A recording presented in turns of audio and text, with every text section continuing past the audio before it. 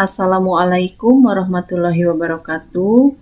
Bertemu kembali di mata pelajaran ekonomi untuk kelas 12 IPS dengan Ibu Rismayanti. Kompetensi dasar yang akan dibahas kali ini adalah mendeskripsikan akuntansi sebagai sistem informasi. Adapun tujuan pembelajarannya yaitu siswa mampu mendeskripsikan akuntansi sebagai sistem informasi dengan benar. Materi yang akan kita bahas di pertemuan kali ini, yang pertama, tentang sejarah akuntansi. Yang kedua, pengertian akuntansi. Yang ketiga, manfaat akuntansi. Yang keempat, pemakai informasi akuntansi. Yang kelima, syarat-syarat kualitas informasi akuntansi. Dan yang keenam, prinsip dasar akuntansi. Mari kita berkenalan bagaimana munculnya akuntansi. Akuntansi sudah ada sejak kurang lebih 500 tahun yang lalu. Pada tahun 1494, Fra Luca Bartolomeo de Fazioli, seorang ahli matematika, mempublikasikan sebuah buku yang berjudul Summa de Arithmetica Geometrica Proportioni et Proportionalita. Dalam buku tersebut terdapat sebuah judul Tractatus de Computis et Scriptoris yang mengajarkan sistem pembukuan berpasangan atau yang dikenal dengan double entry bookkeeping. Subjudul inilah yang menjadi cikal bakal lahirnya akuntansi. Adapun sejarah akuntansi di Indonesia lebih cenderung kepada sistem pembukuan yang digunakan, yaitu pada tahun 1747 ketika ditemukan praktik pembukuan yang dijalankan oleh Amphion Society yang berpusat di Jakarta. Di era penjajahan Belanda menerapkan pembukuan dengan sistem pembukuan berpasangan dengan menganut sistem kontinental. Pada tahun 1957, konfrontasi Irian Barat berakibat seluruh pelajar Indonesia yang menempuh pendidikan di Belanda ditarik kembali dan dapat melanjutkan studinya di berbagai negara, termasuk diantaranya Amerika Serikat, sehingga mulai digunakanlah sistem Anglo-Saxon. Selanjutnya kita masuk ke pengertian akuntansi. Menurut American Institute of Certified Public Accountants atau yang kita singkat menjadi AICPA, mengemukakan bahwa akuntansi adalah seni pencatatan, pengelompokan, dan pengikhtisaran menurut cara yang berarti dan dinyatakan dalam bentuk uang. Sedangkan menurut American Accounting Association atau kita singkat menjadi AAA, mengemukakan bahwa akuntansi adalah suatu proses pengidentifikasian, pengukuran, dan pelaporan informasi ekonomi yang memungkinkan adanya penilaian dan pengambilan keputusan yang jelas dan tegas serta tidak membingungkan oleh mereka yang menggunakan informasi tersebut. Nah, berdasarkan definisi akuntansi menurut AAA dan AICPA, maka dapat disimpulkan bahwa akuntansi adalah proses pengidentifikasian atau pengenalan, pengukuran, pencatatan, dan pelaporan informasi ekonomi. Informasi ekonomi yang dihasilkan oleh akuntansi diharapkan berguna untuk penilaian dan pengambilan keputusan bagi pihak yang memerlukan. Manfaat akuntansi. Manfaat akuntansi secara umum yang pertama untuk memperoleh informasi tentang perusahaan yang akurat sehingga para pemakai dapat mengambil keputusan dengan tepat. Yang kedua, sebagai alat pertanggungjawaban manajemen kepada para pemilik perusahaan. Yang ketiga, untuk mengetahui perkembangan perusahaan dari tahun ke tahun. Sedangkan secara khusus, manfaat akuntansi yang pertama, memberikan informasi keuangan yang dapat dipercaya mengenai informasi aktiva, kewajiban, dan modal perusahaan.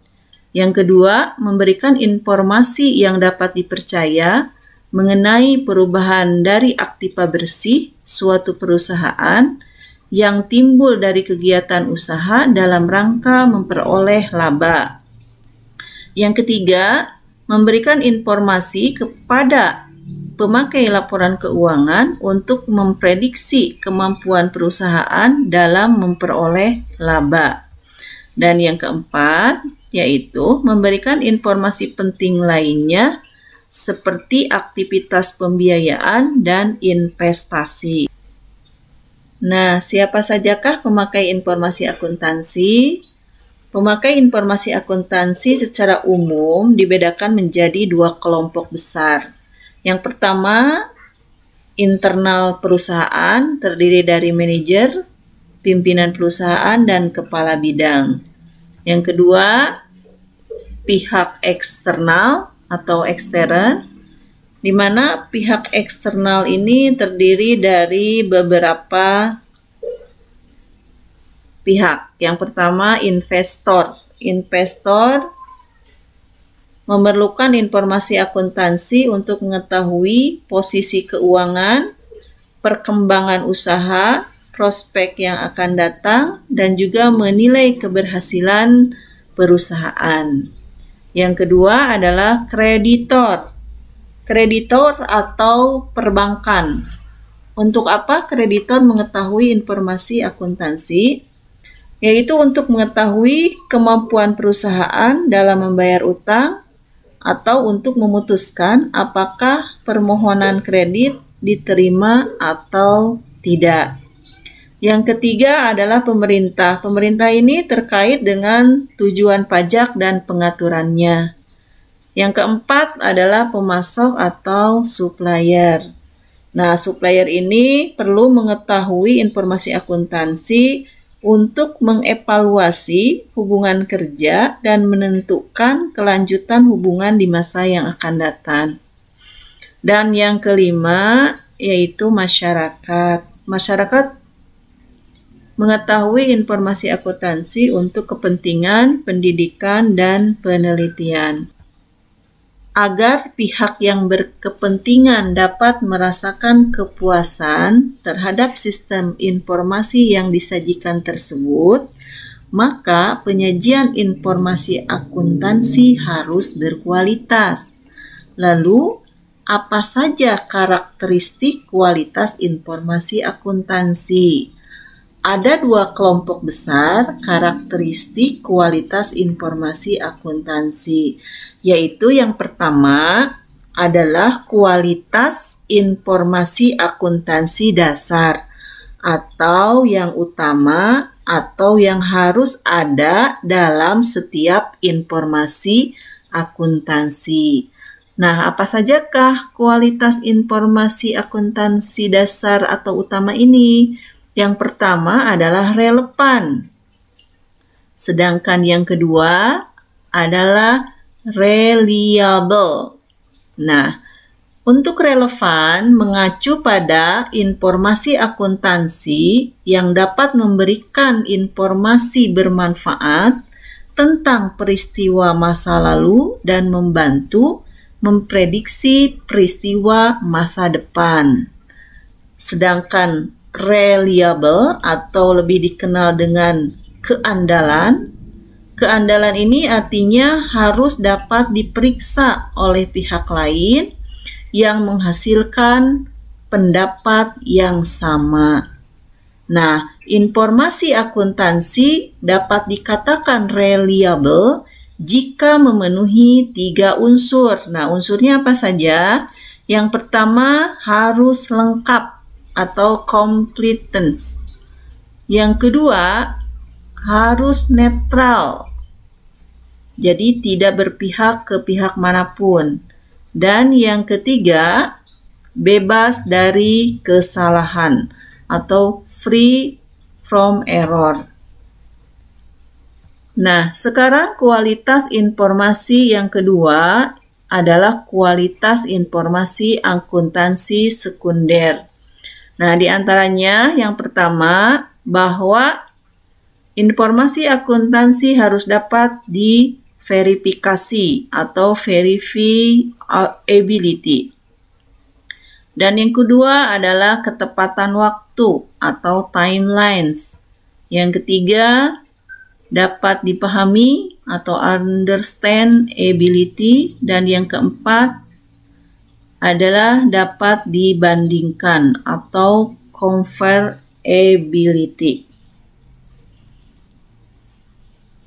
Penyusunan laporan keuangan oleh perusahaan harus mengikuti prinsip-prinsip akuntansi yang berlaku umum. Prinsip dasar ini disusun oleh IAI, yaitu Ikatan Akuntan Indonesia.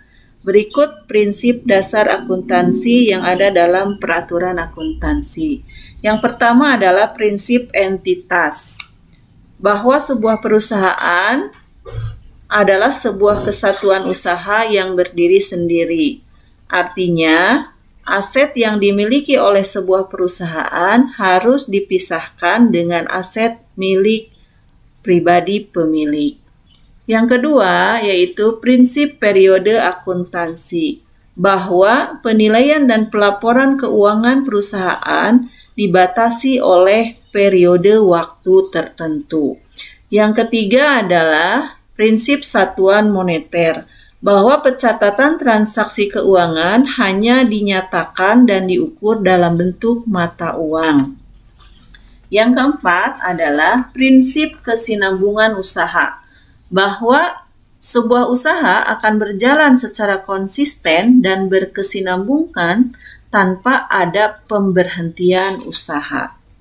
Yang kelima adalah prinsip biaya historis, bahwa pencatatan keuangan sebuah barang berdasarkan setiap biaya yang dikeluarkan atau harga perolehan.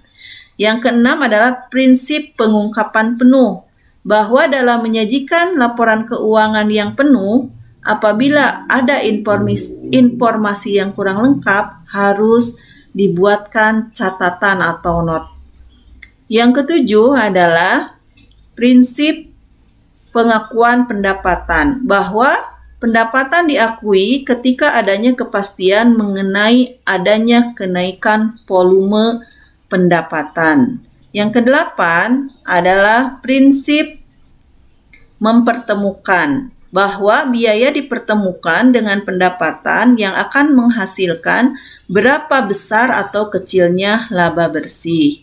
Yang kesembilan adalah prinsip konsistensi, bahwa tidak ada perubahan prosedur, metode, atau kebijakan dalam perusahaan. Dan yang terakhir adalah prinsip materialitas, bahwa pencatatan dan pengukuran dapat dilakukan secara material atau nominal. Nah, sekian yang bisa Ibu sampaikan. Terima kasih atas perhatiannya. Sampai jumpa di video berikutnya. Terima kasih. Wassalamualaikum warahmatullahi wabarakatuh.